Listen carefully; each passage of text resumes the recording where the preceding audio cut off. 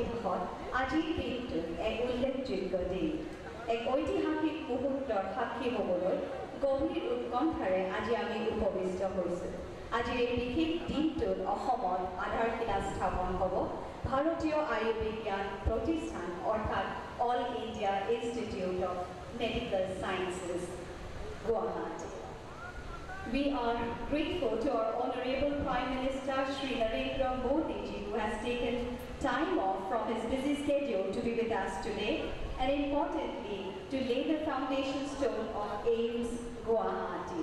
Needless to say, this important institution, AIIMS Guwahati, will go a long way in addressing the healthcare needs of our people from the state who often have to travel outside for their tertiary healthcare requirements. We welcome you, sir, with folded hands. Thank you so much for your gracious presence. আমি নথৈ আনন্দিত যে ভাৰতবৰ্ষৰ মাননীয় প্ৰধানমন্ত্ৰী শ্ৰীযুত নৰেন্দ্ৰ মোদী ডাঙৰীয়াই তেখেতৰ ব্যস্ততাপূৰ্ণ কাৰ্যসূচীৰ মাজতো এইমছ গুৱাহাটীৰ আধাৰশিলা স্থাপন অনুষ্ঠানত সহৃদয় উপস্থিতিৰে সমগ্ৰ অসমবাসী ৰাইজক ধন্য কৰিলে। এই কথা নকলেও হ'ব যে স্বাস্থ্যজনিত কাৰণত সততে ৰাজ্যৰ বাহিৰলৈ চিকিৎসাৰ বাবে যাব লগা হোৱাৰ ৰাইজৰ এক বহুদিনীয়া অভাৱ পূৰণ কৰি অসমৰ স্বাস্থ্য সেৱা খণ্ডত এক নতুন যুগৰ সূচনা কৰিব ভাৰতীয় আয়ুৰ্বিজ্ঞান প্ৰতিষ্ঠান Guwahati. We also welcome our other honorable dignitaries on the dais. We welcome everyone present on this auspicious occasion. আমি মাননীয় প্ৰধানমন্ত্ৰী ডাঙৰীয়াক আন্তৰিক স্বাগতম জনাইছো।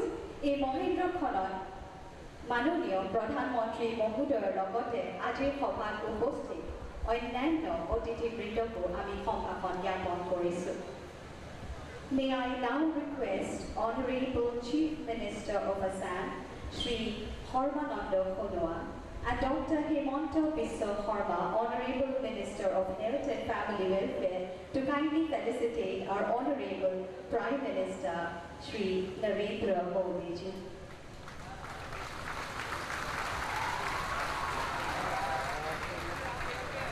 মাননীয় প্ৰধানমন্ত্ৰী শ্ৰীযুত নৰেন্দ্ৰ মোদী ডাঙৰীয়া সম্ভাষণ জনাইছে।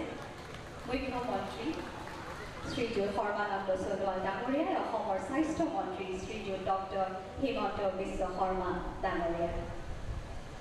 Thank you, sir.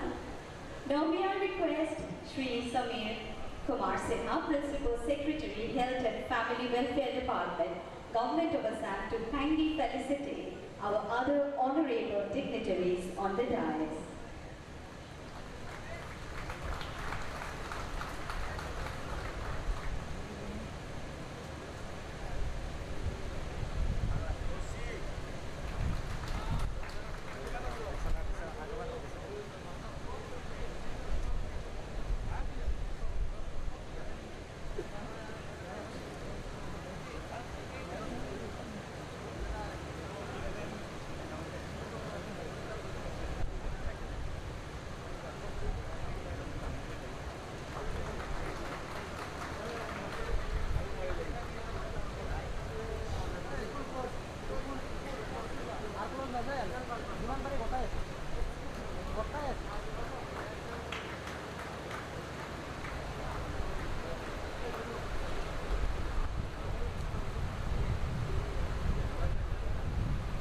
Thank you, sir. Ladies and gentlemen, we are glad to announce that we have prepared a short film on AIIMS Guwahati featuring the facilities that it promises to offer. Let us see this short film. খবৰধনা অনুষ্ঠানৰ পিছতে আমি ইতিমধ্যে প্ৰস্তুত কৰি উলিওৱা এখন ছুটি ছবি প্ৰদৰ্শন কৰিব বিচাৰিছোঁ। আশা কৰোঁ উপস্থিত ৰাইজে এইমছ গুৱাহাটীৰ বিষয়ে এক ধাৰণা পাবলৈ সক্ষম হ'ব। प्रधानमंत्री स्वास्थ्य सुरक्षा योजना 2003 में शुरू की गई, जिसका उद्देश्य क्षेत्रीय स्तर पर स्वास्थ्य सुविधाओं में कायम असंतुलन को खत्म करना, साथ ही बेहतर मेडिकल शिक्षा की सुविधा उपलब्ध कराना है। अभी टर्शरी इलाज के लिए लोगों को गुवाहाटी से कोलकाता जाना पड़ता है।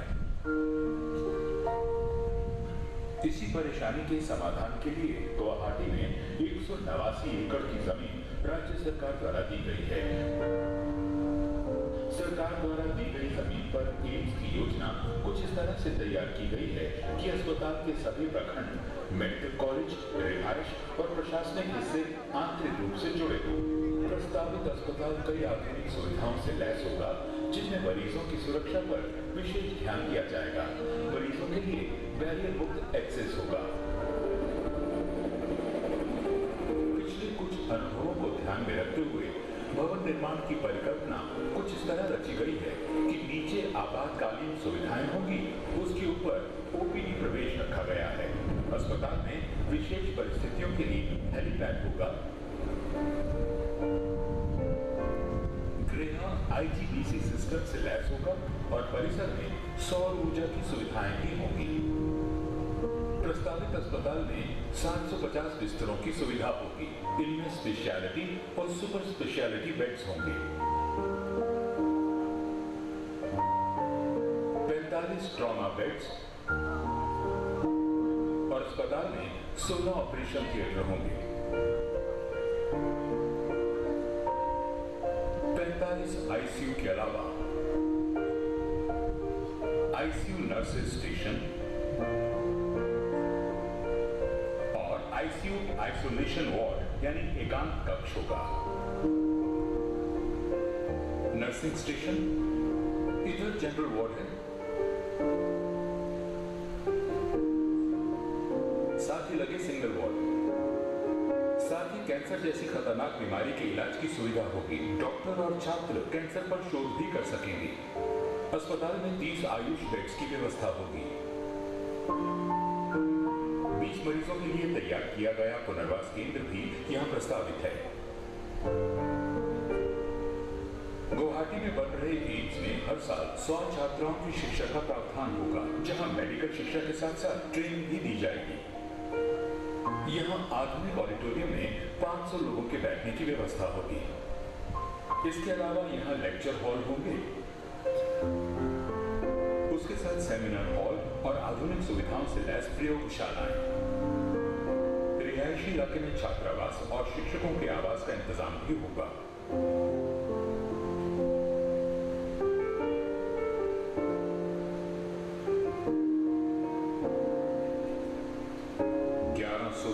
करोड़ की लागत से बनने वाले इस एम्स को 2021 तक पूरा कर लिया जाने का लक्ष्य है। Thank you so much. Now the big moment has come that we were eagerly waiting for so long. I request our Honorable Prime Minister, Chief Guest of today's function, Shri Narendra Modi ji, to kindly lay the foundation stone of All India Institute of Medical Sciences, Guwahati. I also request our esteemed dignitaries on the dais to join the Honorable Prime Minister. এতিয়া আমি ইতিমধ্যে উচ্চাৰণ কৰি থকা ঐতিহাসিক মুহূৰ্তটোলৈ আগবাঢ়িছোঁ।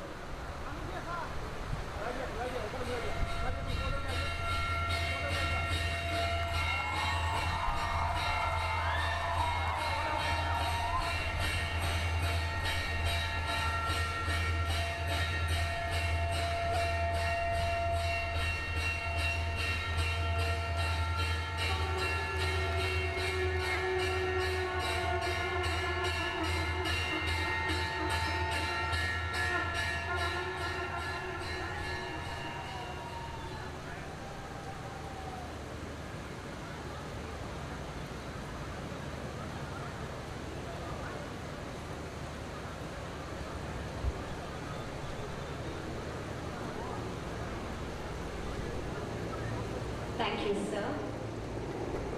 We are indeed grateful to our Honorable Prime Minister for laying the foundation stone of AIMS Guwahati. We thank all our other honorable dignitaries and everybody who is present here for witnessing this historic.